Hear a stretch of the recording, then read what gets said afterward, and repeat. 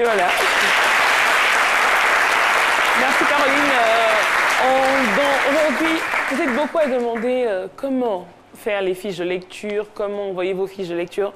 Aujourd'hui, je n'ai pas voulu développer une application, mais plutôt vous présenter le process pour faire vos fiches de lecture. Il vous suffit simplement de lire une œuvre, peu importe l'auteur, peu importe le style aussi. Vous pouvez choisir une œuvre poétique, un roman, des fables, ça dépend de vous. Vous lisez l'œuvre, ensuite vous nous envoyez le nom de l'œuvre. Par exemple, l'œuvre qu'on va lire aujourd'hui, c'est Une vie volée. Donc vous mettez nom de l'œuvre Une vie volée. Vous mettez le nom de l'auteur. Le nom de l'auteur, c'est Marcel Wingold-Gaudy. Le personnage principal, dans l'œuvre, vous avez forcément un personnage principal ou des personnages. Vous mentionnez ces noms. Ensuite, vous faites un résumé. Pas le résumé qui est derrière l'œuvre, mais le résumé selon vous, en vos propres termes. Et en fait, la moralité. Parce que dans chaque œuvre, on a forcément une moralité quelque part. Donc, vous mentionnez la moralité. Vous nous envoyez ça à cnetliterature@rti.ci. cnetliterature en un mot, @rti.ci. Suivi évidemment de vos photos. Et on sélectionnera les meilleures fiches de lecture qu'on va récompenser. Donc, voici le process. C'est simple. Vous lisez des œuvres, vous envoyez vos fiches de lecture et vous repartez avec des ouvrages. On fera une émission spéciale avec vous. Toutes ces personnes-là qui envoient leurs fiches de lecture, on fera une émission spéciale et tout, et on va partager ensemble ce bien commun qui est la littérature. Pourquoi vous revenez là-dessus, toujours vous en parlez? Est-ce que c'est parce que les gens n'envoient pas les fiches ou bien les gens se trompent? Ils envoient les fiches de lecture, mais avec des erreurs. Avec des erreurs. Ah, des fiches erronées. Voilà. Donc le principe est de présenter la fiche de lecture pour que tout le monde puisse avoir. Parce que je reçois des mails pour demander comment on fait la fiche de lecture, qu'est-ce qu'il faut mettre, qu'est-ce qu'il ne faut pas mettre.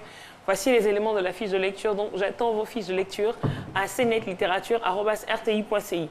Aujourd'hui, je l'ai dit, on va étudier une œuvre, Une vie volée.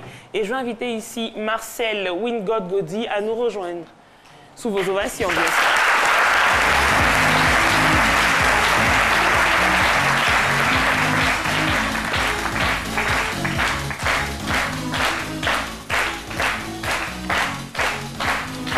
Bienvenue. Bienvenue. Le micro, il marche.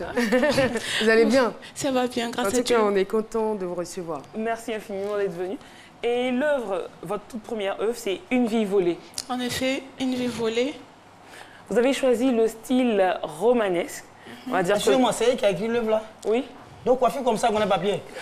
Ah, bah, nous, quand on voit ça, on se dit.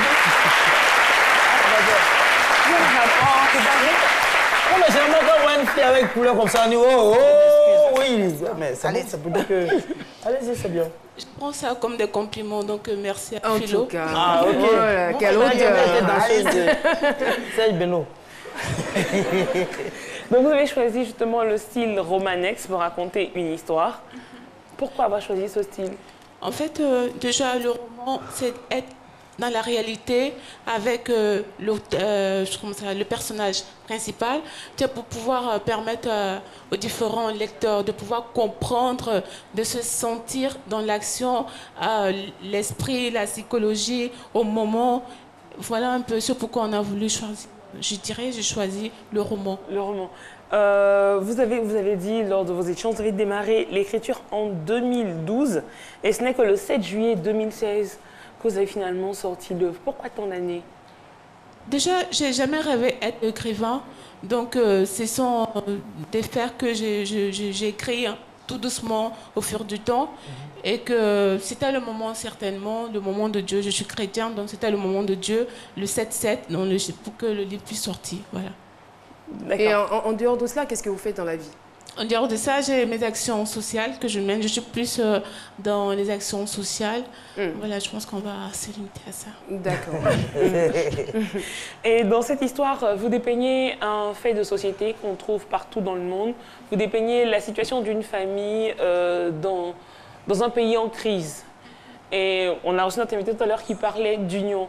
Quelle est la moralité qu'on devrait tirer de votre œuvre? La moralité que j'aimerais qu'on tire de cette œuvre, Marguerite Duras a dit, écrire, c'est se taire, mais hurler. Donc, c'était ma manière à moi de faire comprendre certaines choses, certainement que je ne pouvais pas l'exprimer partout. Donc, j'aimerais qu'on apprenne à s'aimer, comme l'autre a dit, que les valeurs morales, humaines soient celles qui doivent prévaloir dans nos sociétés. Voilà, surtout ça. Merci infiniment, merci d'être venu sur notre plateau. Et je vais vous inviter justement à vous, téléspectateurs, découvrez Une vie volée. Vous allez certainement aimer votre pays davantage, vous allez être plus solidaire, rempli d'amour. Et comme a dit M. Monceau, mais justement, dans ce roman, on présente des faits et après on incite à l'amour, en fait, à l'union, à la solidarité. Merci beaucoup. Merci Méliane, merci Marcel. Et puis, bon courage. Hein. La télé, c'est pas facile, hein. Mais bon, en tout cas... Je comprends. Vous avez fait votre effort et on est très content que vous ayez eu cette audace-là d'écrire. C'est pas donné à tout le monde. Merci infiniment d'être passé sur ce plateau. Mélie, c'est bon? Oui. On peut refermer la porte de votre chronique? Oui, on referme la porte en incitant les gens à envoyer leur fiche de lecture.